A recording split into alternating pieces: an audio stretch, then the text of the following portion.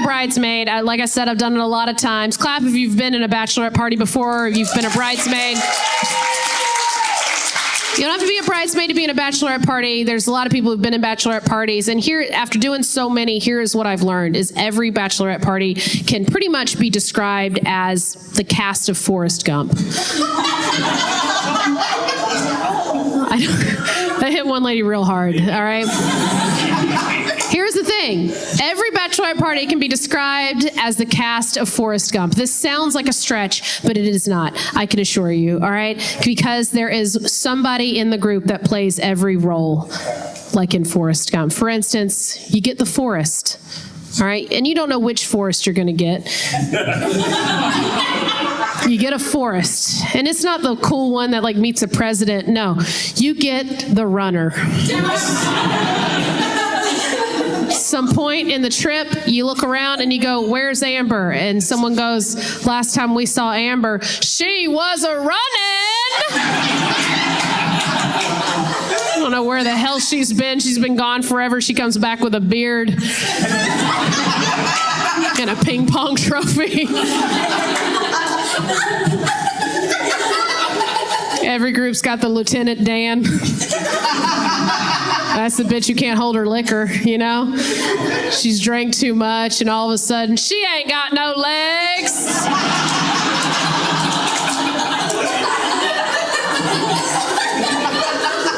You got another member of the Bachelorette group. All right, she's on her knees. Different reason. She's the Sally Field of the group. She's Forrest Gump's mom, all right? She's back there blowing the bartender because bride wanted a certain drink they didn't have. She's making it happen.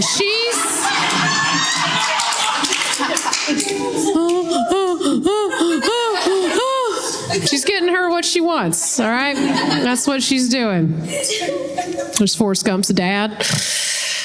That's the bridesmaid that didn't show up.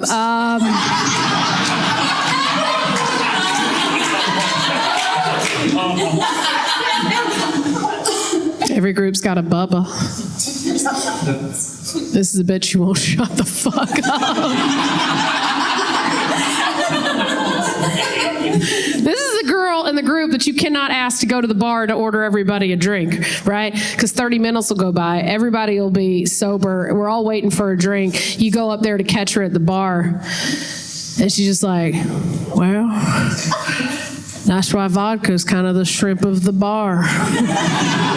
Because you can do anything with it, you know? You have vodka soda, vodka tonic, and vodka cosmopolitan. I mean, you can even eat it. You get vodka shrimp, vodka salad, vodka sauce, and you're like, God damn it, why did we bring her on this fucking trip? You won't get anything out of her. And then, of course, every group's got the Jenny, you know, or the Janae, if you will. All right, if you're a true Forrest Gump fan, it's the Janae. Janae's fun. Janae is a lot of fun, but she's tragic. She's the tragic character. She's a good time because at some point you don't see her. You look up, she's naked on stage with a guitar. Much like Drunk Lace, you're like, we don't know where she got the guitar. We don't know where she keeps it. We don't know where she got the AIDS, but she's got it. And it's not great, but it's the story, okay? I didn't write the film, okay? Doesn't end up all bad for Janae, you know, because she does marry rich. You know, she does leave the group to raise her kid after she dies, which that sucks. But hey, at least she got to be naked on stage with them good Pringles titties for everybody to see.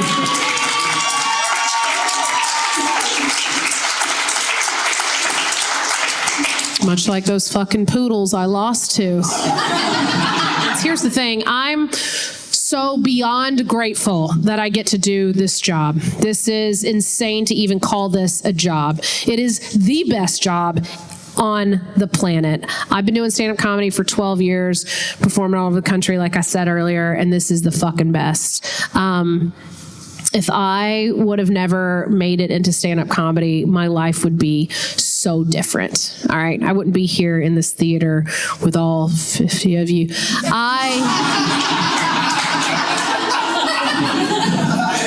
I wouldn't be here right now. Where I would be, though, is you'd find me somewhere in middle to South Georgia, you know. If I would have ever kept that kid I was supposed to have in 9th grade.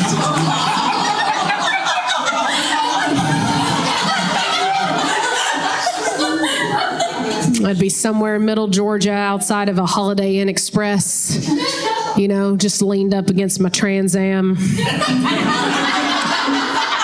Cigarette in one hand, you know, spray tanning my toddler with the other. Just getting her ready to go inside and compete in the teeny tiny Miss Pecan Pie pageant. And inside, I'd be the best stage mom of all time, right?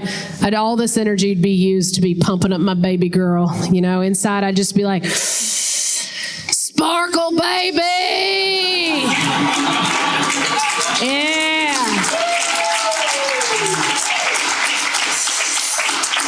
You got this, Nikki! Her name's Nikki, short for Nicorette, of course.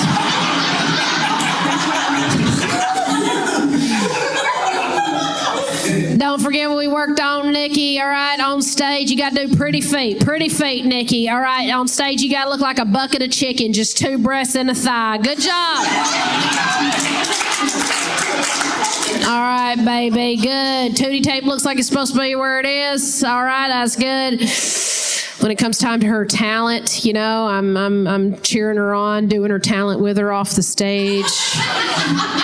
You know, of course, she's river dancing to Reba McEntire songs.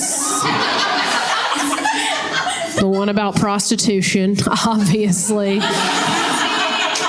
Fancy, that's right. She's on stage, I'm off stage. All right, Nikki, don't you fuck this up. We put on the fact sheet that we are 75% Irish, I think. All right? So do this accurately, okay, baby? You got to be stiff on the top and loose at the bottom, all right? Stiff at the top and loose at the bottom, kind of like that shitty sketty your daddy's always trying to make us, because he don't know how to push all the noodles down into the pot, you know, so they're just stiff on one end and loose on the other. Fuck you, Dad! Should never let you finger me at that football game. At some point in the night, you catch me trying to bribe one of the judges backstage. Of course, it's Steve, who owns the local Ace Hardware. And I'm just like, come on, Steve. Nikki's got to win tonight. Mama's got to fix one of them T-tops in the Trans Am, so you pop on these ruffles in your mouth, and I'm going to pop a ball in mine, and we're going to make some French onion dip and a winner. Woo!